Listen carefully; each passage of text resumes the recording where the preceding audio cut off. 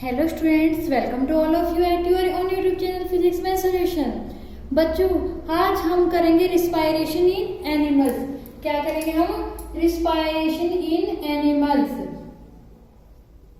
तो बच्चों, आज का टॉपिक शुरू करने से पहले एक बार हमारी वीडियो को लाइक कर दीजिए और ज्यादा शेयर कीजिए। चलिए शुरू करते हैं हमारा आज का टॉपिक, रिस्पायरेशन इन एनिमल। अब अलग अलग तरह के जो एनिमल्स होते हैं उनमें रिस्पायरेशन भी अलग अलग तरह से होता है। चलिए कैसे होता है हम करते हैं। मान लीजिए कोई यूनिसेलुलर है। क्या है? यूनिसेलुलर ऑर्गेनिजम्स होते हैं। इन्हें हम क्या कहते हैं? इन्हें हम बोलते हैं सिंपल ऑर्गेनिजम्स। क्या बोलते हैं? Simple organisms. क्यों? क्योंकि ये सिंगल सेल्ड होते हैं। क्या होते हैं? सिंगल सेल्ड होते हैं। इसके एग्जाम्पल हम क्या ले सकते हैं? अमीबा है, पैरामीशियम है, एटसेट्रा। इस तरह के जो ऑर्गेनिजम्स होते हैं, इनमें जो रिस्पायरेशन होता है वो किसके थ्रू होता है बच्चों? इनकी सेल मेम्ब्रेन के थ्रू। किसके थ्रू? सेल मेम्ब्रेन के थ्रू। क्यों?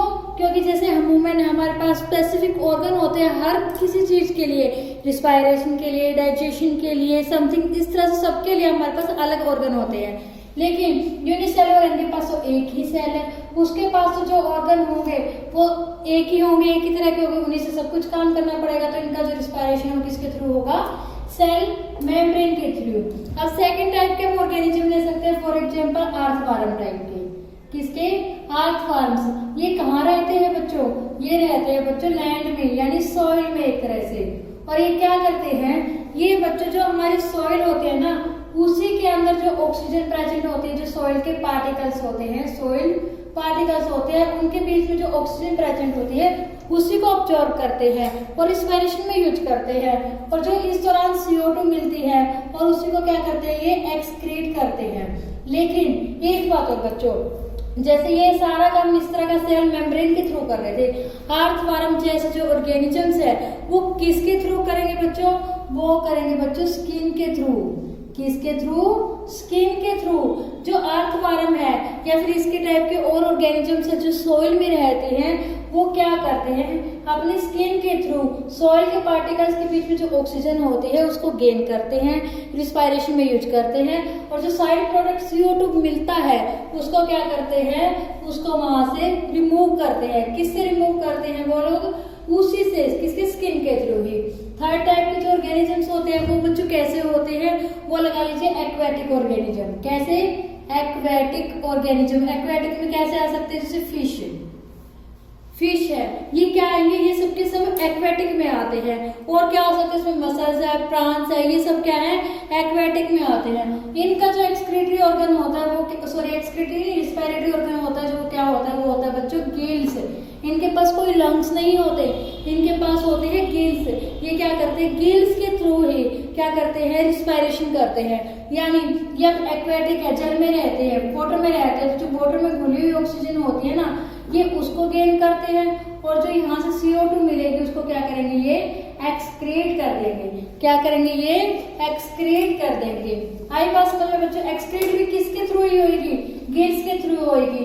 कैसे होगी बच्चों? ये हम आगे करेंगे इसके बारे में, ये कैसे गिल्स के थ्रू ही एक्सक्रीट करती है। ओके बच्चों, अब हमारा नेक्स्ट पॉइंट है, लगा लीजिए इसमें इंसेक्ट्स लगा लीजिए। इंसेक्ट्स, जो इंसेक्ट्स होते हैं, इंसेक्ट्स कैसे रिस्पायरेशन करते हैं? इंसेक्ट्स में सबसे पहले बच्चों क्या क्या आ सकता है? कॉकरोच। और क्या हो सकते हैं? और क्या हो सकता है बच्चों? मॉस्किटो हो सकता है, हाउस फ्लाई हो सकता है। ये क्या होते हैं? ये इंसेक्ट्स होते हैं। इंसेक्ट्स कैसे रिस्पायरेशन करते हैं? ये करते हैं ट्रेका के थ्रू। किससे?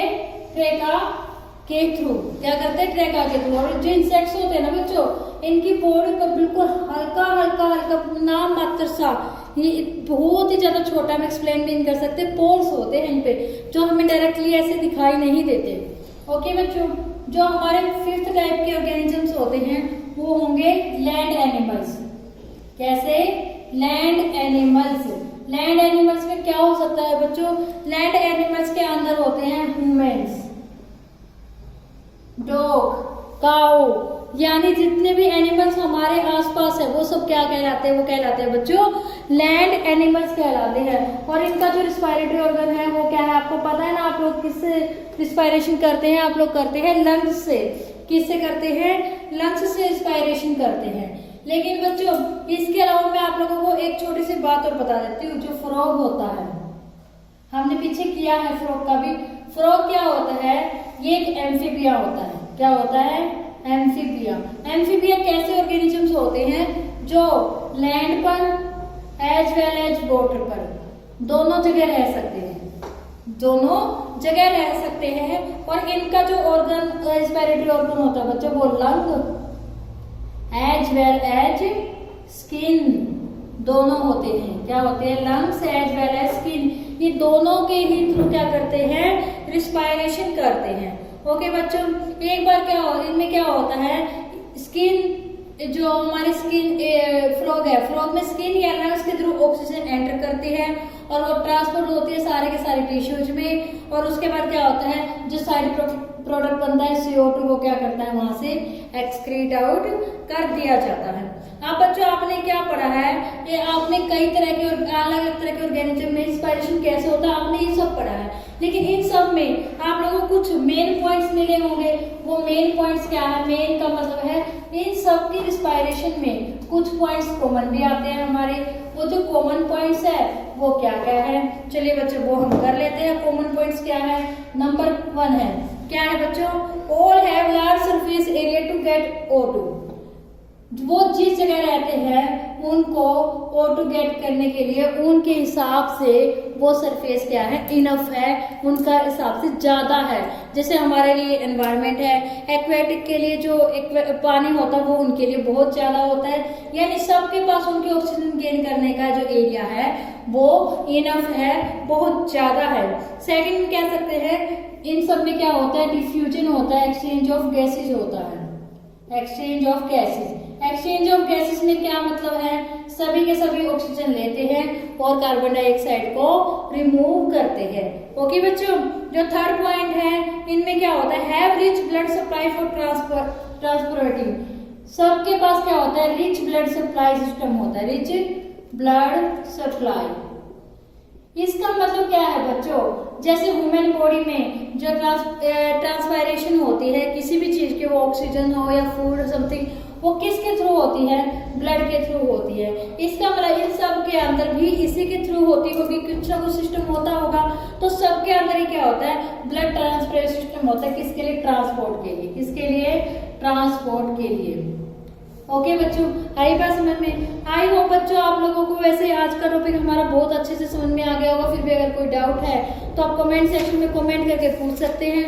अगर आप लोगों को कुछ नहीं समझ में आया तो कमेंट सेक्शन में कमेंट कर दीजिए। और अगर आपको आज की हमारी वीडियो अच्छी लगी हो तो हमारी वीडियो को ज़्यादा से ज़्यादा लाइक कीजिए, शेयर कीजिए, सब्सक्राइब कीजिए, हमारे चैनल को सब्सक्राइब कीजिए और बेल आइकन दबाना ना भूलें, ताकि आपको हमारे आने वाली नेक्स्ट वीडियो का नोटिफिकेशन जल्द से जल्द मिल सके। तब तक के लिए बच्चों goodbye and take care. Thank you so much बच्चों।